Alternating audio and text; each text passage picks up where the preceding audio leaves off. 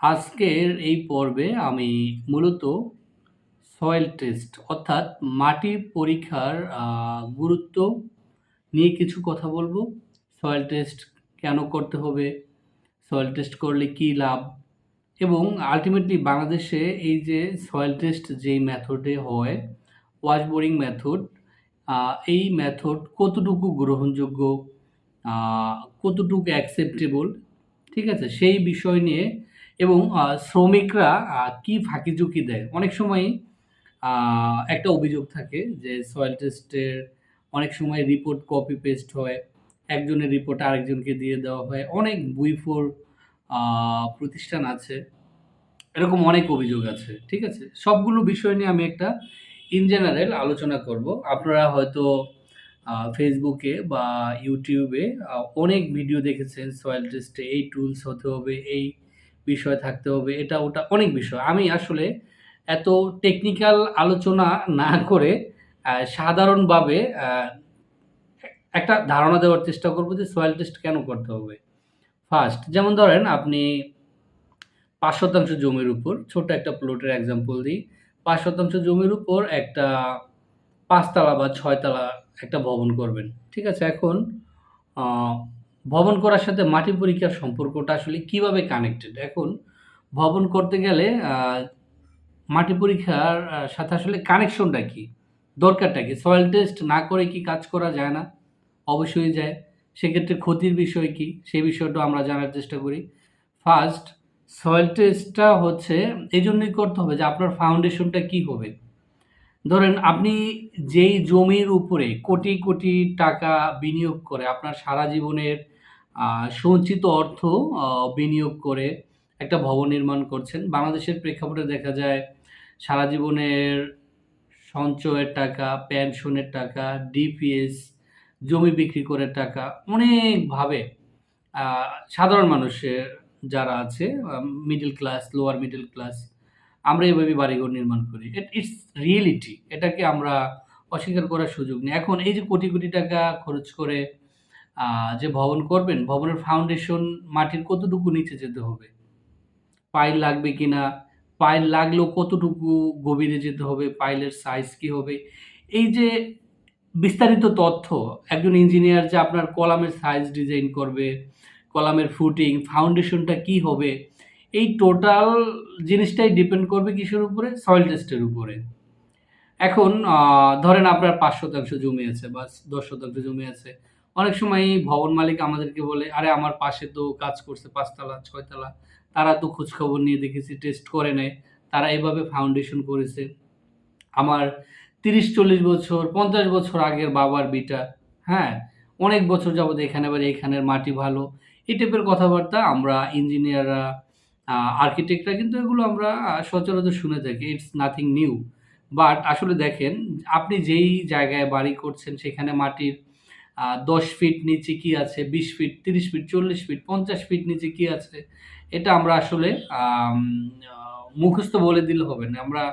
আমি প্র্যাকটিক্যালি অন্তত আমার প্রতিষ্ঠান থেকে শতাধিকের উপরে ভবনের সয়েল টেস্ট করার অভিজ্ঞতা হয়েছে। আমি অনেক সময় সুযোগ পেলেই সরেজমিনে যাই, সাইটে যাই। আমাদের সাইট ইঞ্জিনিয়ার আছে। তার সাথে দেখার চেষ্টা করি কাজ কিভাবে হচ্ছে।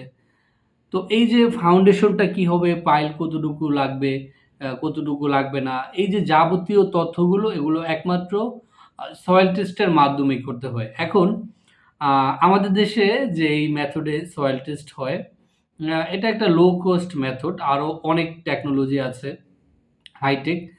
এখন আমাদের দেশের মানুষের সয়েল টেস্ট করার জন্য সয়েল টেস্ট করাকে একটা বার্ডেন মনে করে। আ একটা সয়েল টেস্ট করতে দেখা যায় ১০, ১৫, ২০ হাজার টাকা খরচ হয়। হ্যাঁ? নরমালি কাজ করতে গেলে আরকি। এর চেয়ে বেশি বাজেটেও কাজ করা যায়। সেটা আবার ডিফারেন্ট। তো দেখা যায় এই টাকা কি বার্ডেন মনে করে। কোটি টাকা খরচ করে বাড়ি করে কিন্তু একটা মাটি পরীক্ষা করবে।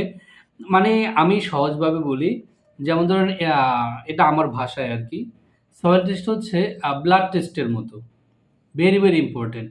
অনেকে এটাকে গুরুত্বই দেয় না। যখন যেমন ধরেন ইঞ্জিনিয়ারের কাছে একটা ফাউন্ডেশন ডিজাইন করা লাগবে একটা ৪-৫ তালা ভবনের, তার কাছে কোনো ইনফরমেশন নেই।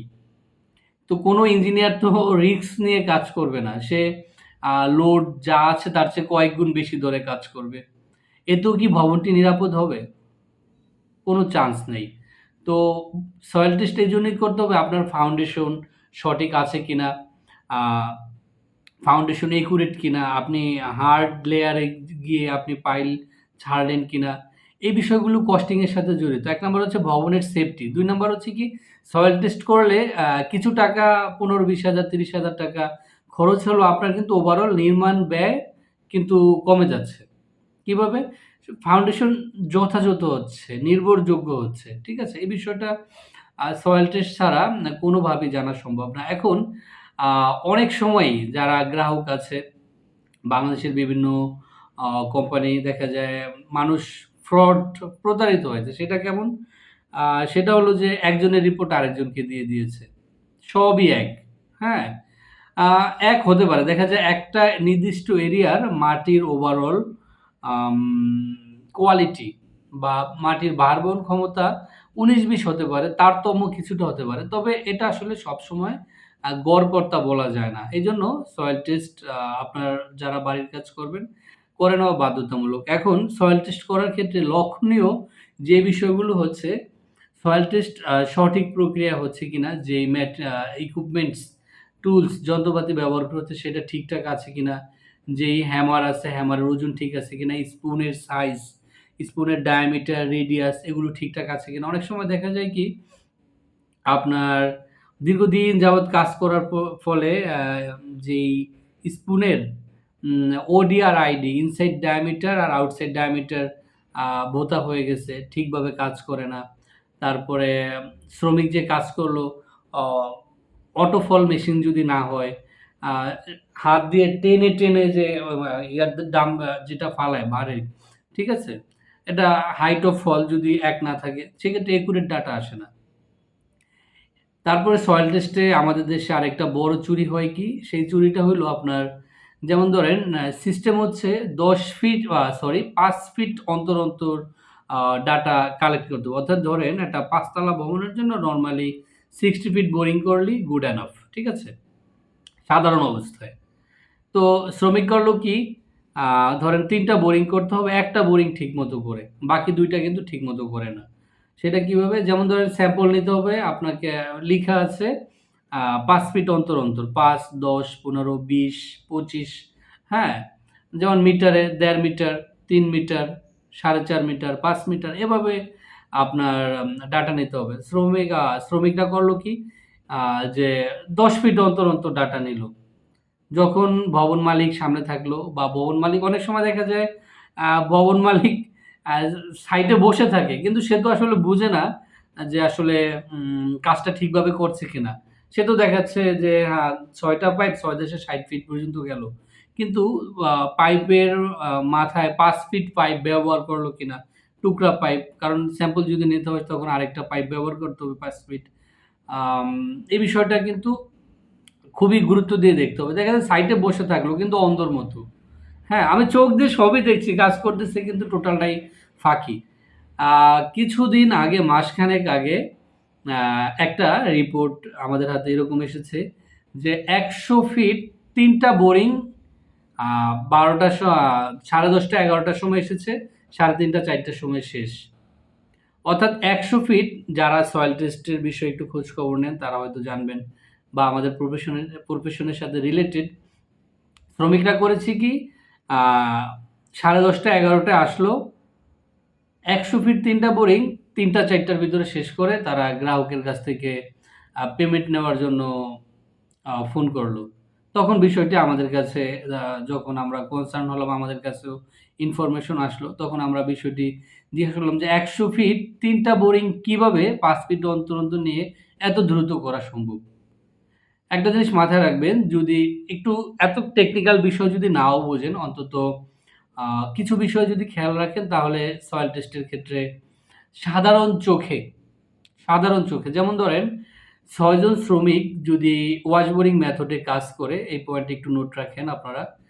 ৮ টা থেকে যদি ৫ ফিট অন্তর বোরিং নেয়, একটা ৫ ফিট অন্তর বোরিং ৬০ ফিটের বোরিং শেষ করতে গেলে অন্তত ২ থেকে ২.৫ ঘন্টা বা ৩ ঘন্টার মতো সময় লাগবে একটা বোরিং শেষ করতে। তাহলে মোটামুটি ৫ শতক জমিতে যদি ৬০ ফিট ৩টা বোরিং হয়, যদি কাজটা প্রপারলি হয়, ৫ ফিট অন্তর, অন্তর ডাটা নেয়, স্যাম্পল নেয়, তাহলে সকাল ৮ টায় যদি ৬ জন কি ৭ জন শ্রমিক কাজ শুরু করে, তাহলে অন্তত ৪টা, ৪:৩০, ৫টা বেজে যাবে। একটা বোরিংয়ে যদি আমরা ৩ ঘন্টা ধরি, তাহলে ৩টা বোরিংয়ে ৯ ঘন্টা লেগে যাবে। অলমোস্ট সকালে শুরু করলে বিকাল পর্যন্ত হয়ে যাবে। আর ১০০ ফিট একটা বোরিং ৫ ফিট অন্তর, অন্তর করতে ৪ থেকে ৪.৫ ঘন্টা প্রপার ওয়েতে নিতে কাজে লাগে। এখন শ্রমিকরা করে কি, যেহেতু সময় বেড়ে যাবে, অনেক সময় দেখা যায় এখানে ভবন মালিকদেরও দোষ আছে। ভবন মালিকরা সস্তা খুঁজে। ঠিক আছে? সয়েল টেস্ট কোটি টাকা খরচ করে বাড়ি করবে, কিন্তু সয়েল টেস্ট করতে চায় ৳৫,০০০ য়। আমার কাছে অন্তত এরকম অনেক প্রস্তাব আসছে যে আ সয়েল টেস্ট করা লাগবে না, আপনি একটা রিপোর্ট তৈরি করে দেন। এরকম বহু কেস আমরা দেখি যে না, টেস্ট করা লাগবে না, আপনি একটা রিপোর্ট তৈরি করে দিয়ে দিন রিপোর্ট। হ্যাঁ? এই টাইপের আ ফ্যাক্টর আমরা রেগুলার দেখি। তো আসলে বিষয় হচ্ছে কি, নিজেরা ঠকছেন। এজন্য সয়েল টেস্ট আ অবশ্যই, অবশ্যই গুরুত্বপূর্ণ আমাদের দেশে। আমি ব্যক্তিগতভাবে মনে করি যে যেই যে স্যাম্পল নেওয়া হয়, ডাটা কালেক্ট করা হয়, আ সবচেয়ে বেশি খেয়াল রাখতে হবে যে এসপিটি টা প্রপার কিনা। অর্থাৎ এই যে টাগ দিচ্ছে, যে ঠাস, ঠাস করে উপর থেকে পড়তেছে, বাড়ি দিচ্ছে, এটাই কিন্তু মূলত কাউন্ট করা হয়। তারপরে ল্যাবে গিয়ে কতটুকু আমরা ল্যাবে স্যাম্পল পাঠাই, হ্যাঁ? স্যাম্পলের কোয়ালিটি ঠিক আছে কিনা, আসলে ল্যাবে ঠিকমতো চেক করলো কিনা। এই বিষয়টা আ আমি খুব একটা বেশি কি বলে ভরসা করতে পারি না। কি জন্য ভরসা করতে পারি না? আম আসলেই আমি দীর্ঘদিন যাবৎ দেখতেছি তো। তো এইজন্য আমাদের যারা এতে অরিড হওয়ার কিছু নাই। ভবন মালিক যারা আছেন, আমি ব্যক্তিগতভাবে অরিড হওয়ার কিছু নাই বলাও এক প্রকার ক্রাইম।